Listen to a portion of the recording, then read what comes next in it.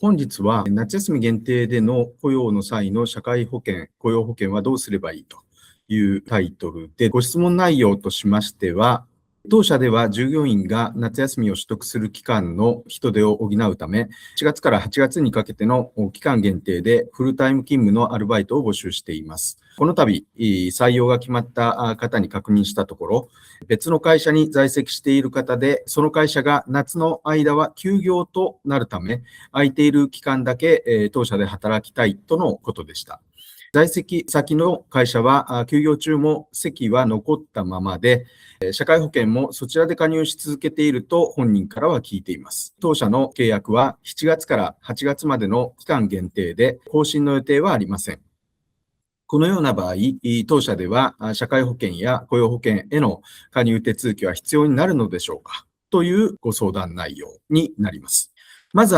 回答の方ですけれども、社会保険、いわゆる健康保険、厚生年金保険と、もう一つの雇用保険とではですね、加入要件の判断基準というものが、期間そのものが異なっていますので、契約期間のですね、長短によってですね、結論が変わってくるというところになりますので、まずはですね、期間を3つに分けてですね、お話をしたいと思います。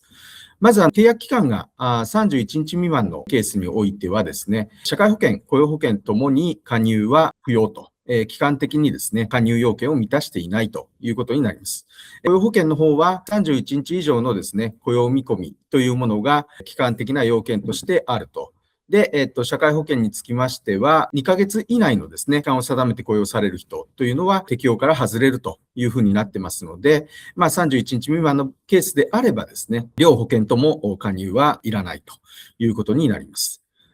続きまして、これがですね、契約期間が31日以上2ヶ月以内というようなケースであった場合につきましては、これは先ほど申し上げましたように、雇用保険は加入要件を満たしてくると。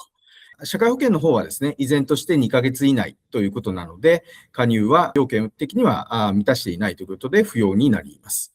ただ、このですね、今回のケースの場合、単純にですね、契約期間は31日以上ということであれば、雇用保険は加入要件を満たすということにはなるんですけれども、ポイントはですね、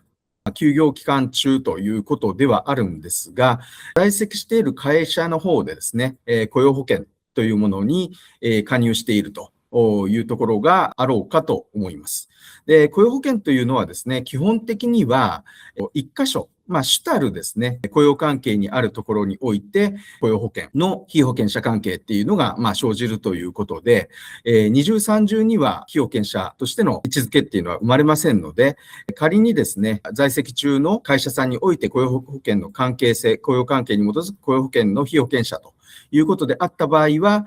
そちらの方が被保険者という位置づけになりますので、今回のこの7月、8月の限定された期間における雇用保険の被保険者というのは出てきませんので、結果的に、期間的には31日以上かもしれませんが、